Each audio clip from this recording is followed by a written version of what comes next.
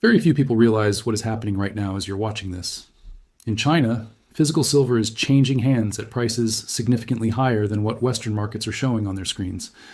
While global spot prices hover around the high 60s, buyers in Shanghai are consistently paying several dollars more per ounce for real metal. This gap is not random. It isn't a temporary imbalance or a holiday distortion. It signals a deeper fracture forming inside one of the most liquid commodity markets in the world. And once you understand why this matters, it becomes clear this is not only a silver story. It is a warning about a monetary framework that has been under stress for years and is now beginning to crack in visible ways. By the time most people notice, the damage to purchasing power will already be done. Before we go further, make sure you like this video and subscribe. What we're discussing today directly connects to the next phase of this unfolding situation, and missing it could leave you unprepared. Here's the critical point most commentators ignore. When physical metal trades at a persistent premium in one region compared to another, it tells us something fundamental. Paper pricing and real-world delivery are no longer aligned. Someone, somewhere, has decided that quoted prices cannot be trusted for actual settlement. Buyers in Shanghai are willingly paying extra because they doubt they will all be able to secure physical supply later at the advertised Western price. They are moving early before shortages become obvious. This behavior is not new. In fact, it follows a historical sequence that has repeated across nearly every major monetary breakdown. A four-phase cycle that quietly transfers wealth away from the middle class and toward those who recognize the pattern early. And right now, we are well into the later stages of that cycle. The first phase always begins with restraint, a system anchored to something tangible, hard limits on money creation, discipline in credit. Whether it's metal-backed currencies or tightly controlled exchange regimes, stability exists because expansion is constrained, saving is rewarded, capital flows rationally, growth is slow but sustainable. Then comes phase two. Expansion through leverage. Governments discover they can finance wars, social programs, and political promises without immediate pain by loosening those constraints. Debt grows, credit expands. Currency dilution starts slowly, then accelerates. Asset prices inflate. People feel richer, even though the foundation is increasingly artificial. Obligations pile up that can never realistically be settled in real terms. Phase three is where control begins to slip. Inflation eats purchasing power. Savers fall behind. Confidence weakens. People rush toward tangible assets. Markets fragment. And this is the critical moment. Those who recognize what's happening reposition before the reset. Those who don't are wiped out. Phase four is the reset itself. A new monetary structure eventually emerges, but only after wealth has already been redistributed. The middle class is hollowed out. Those who understood the cycle retain their footing. Everyone else is forced to rebuild from nothing. This isn't ideology, it's mathematics. And history confirms it relentlessly. Take France in the late 18th century.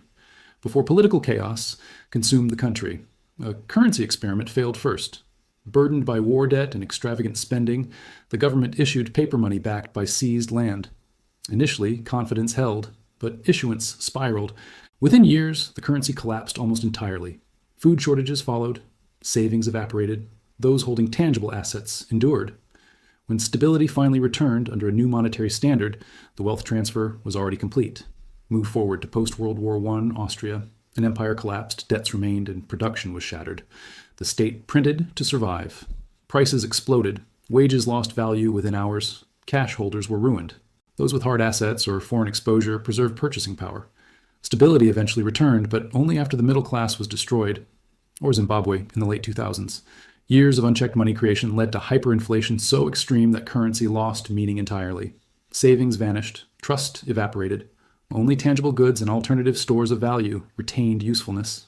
When the old system was abandoned, the damage was irreversible for those who believed official assurances. Different countries, different centuries, identical outcomes. Now look at the present. U.S. federal debt has surpassed $35 trillion. Central bank balance sheets have expanded multiple times over since 2008. Money supply growth since 2020 reached levels never seen outside wartime. Globally, debt burdens are heavier than ever.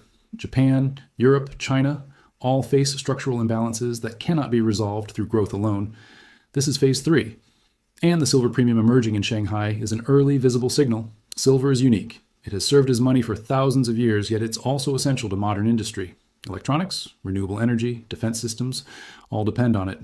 Annual production barely exceeds industrial consumption, leaving little margin if investment demand rises.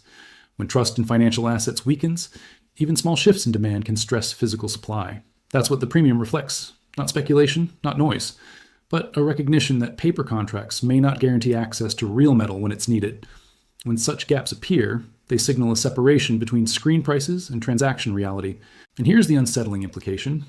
If stress can surface in a market as deep and historically stable as silver, what happens when confidence erodes in sovereign debt?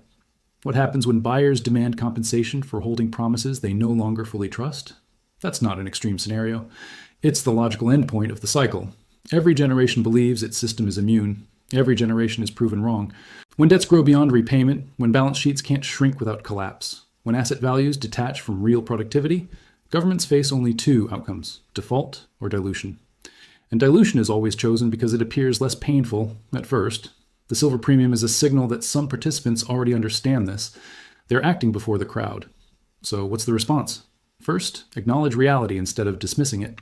Second, recognize that holding assets tied to depreciating currencies carries real risk. Third, focus on tangible value, assets and positioning that have endured past resets. This isn't about chasing profits, it's about avoiding total loss. Those who survive monetary resets are never the ones who react last. And right now, the signals are becoming harder to ignore. Because if silver is beginning to fracture, the next stages won't stay confined to metals. And that's exactly what we'll break down next. Hello my dear friends, welcome back to my channel and my new video. Very few people realize what is happening right now as you are watching this in China.